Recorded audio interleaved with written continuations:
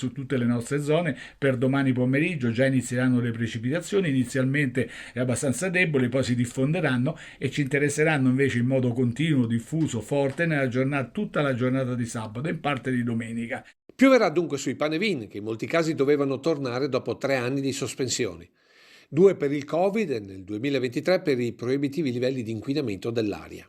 E invece la pioggia in diversi casi li cancellerà per il quarto anno, mentre per molti altri l'accensione è già stata rifissata per sabato 13. È il caso dei falò tra il Piave e il Livenza, con Fontanelle che rinuncia alla cerimonia del braciere e accenderà solo il Panevin di Soler.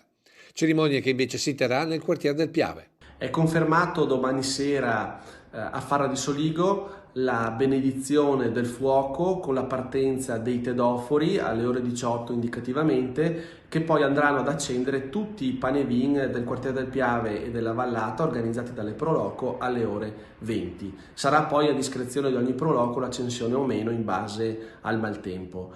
Chi invece è granitico nella decisione di accendere è Arcade, con il sindaco Domenico Presti che alle 21, con qualunque tempo, darà fuoco alla catasta più grande della Marca e forse del Veneto, mentre quella più d'altura del Trevigiano, ovvero ad Asolo, l'accensione è già stata spostata per domenica sera. Incertezza è la situazione prevalente nel resto dei Panevin di Marca, con Treviso e i suoi 10 falò tutti a rischio accensione, ma anche burocrazia. Ogni volta che dovete fare il pane sono carte ovunque. Sì, rifare un po' tutto, credetemi, è un'impresa difficile. Poi c'è chi non lo farà a prescindere, come la parrocchia di San Lazzaro che punta tutto sulla Befana e vin brûlé, ma al coperto. Del resto, già da domani arriverà davvero tanta acqua.